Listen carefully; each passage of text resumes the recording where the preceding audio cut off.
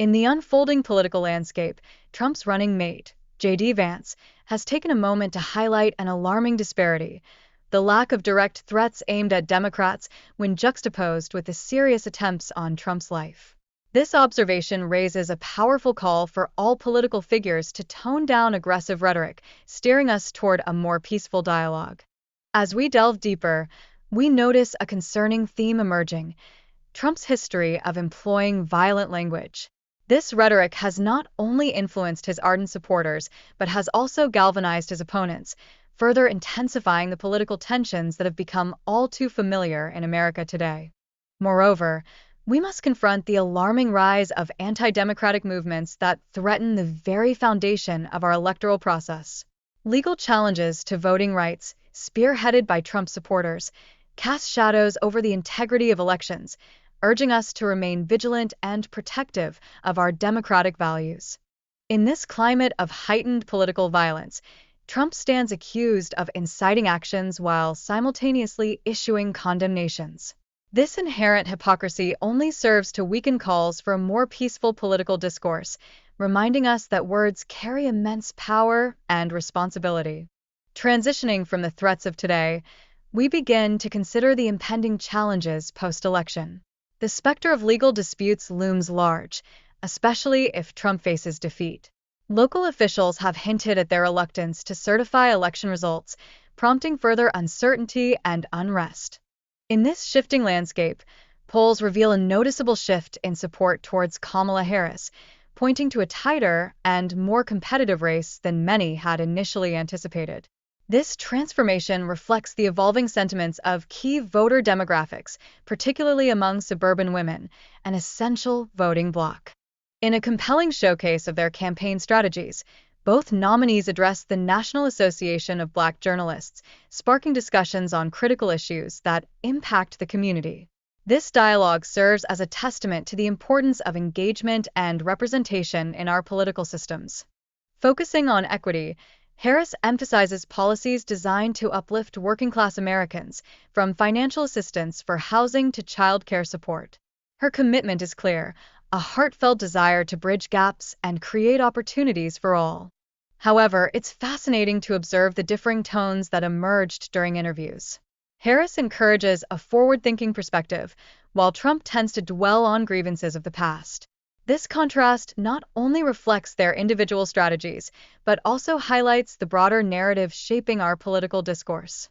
Interestingly, joy stands as an essential component of the electoral process. It serves as a reminder that amidst serious political pursuits, there is space for positivity and engagement, inviting all to participate in the democratic process with enthusiasm. Moreover, the cultural endorsements from influential artists like Billie Eilish and Taylor Swift have injected a renewed energy into the Harris campaign. The parallels drawn with the enthusiasm witnessed during Barack Obama's era underline the significant impact such endorsements can have on voter registration and engagement. Echoing this enthusiasm is the vital message on the importance of voting, particularly aimed at young people who historically demonstrate lower participation rates. Engaging this demographic is not just important, it is crucial for shaping the future of our elections and fostering a sense of civic responsibility. Meanwhile, the repercussions of Trump's derogatory remarks about veterans resonate profoundly with swing voters. Many perceive these statements as a glaring disrespect towards those who have dedicated their lives to serve this nation, highlighting the importance of empathy in leadership.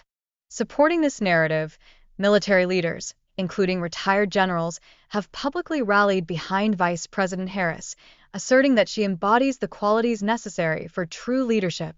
Their endorsement stems from a belief that Trump fails to grasp the essence of selfless service and national duty.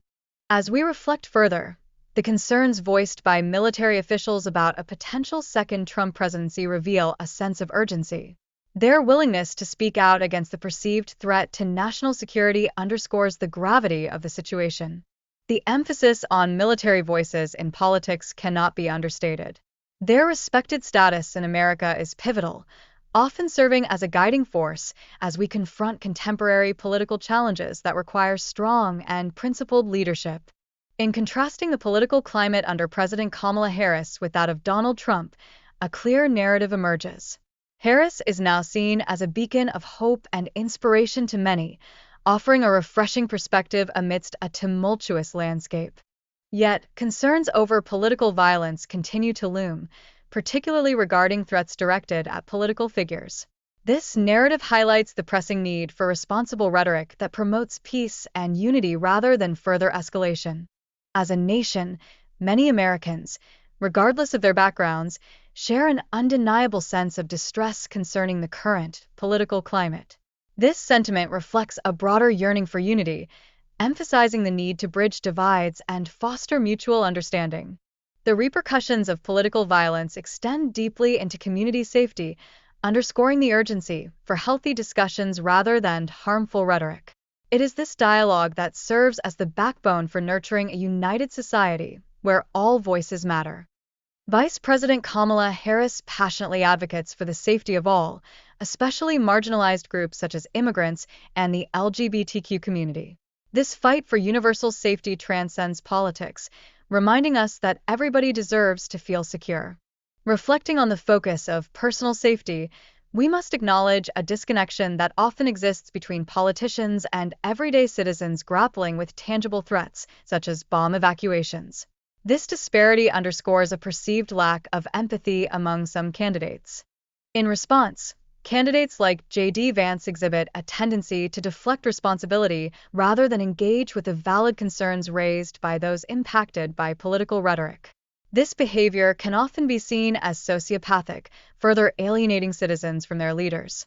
Finally, as we draw historical comparisons, it is vital to reflect on past presidents who exemplified composure and responsibility in the face of threats.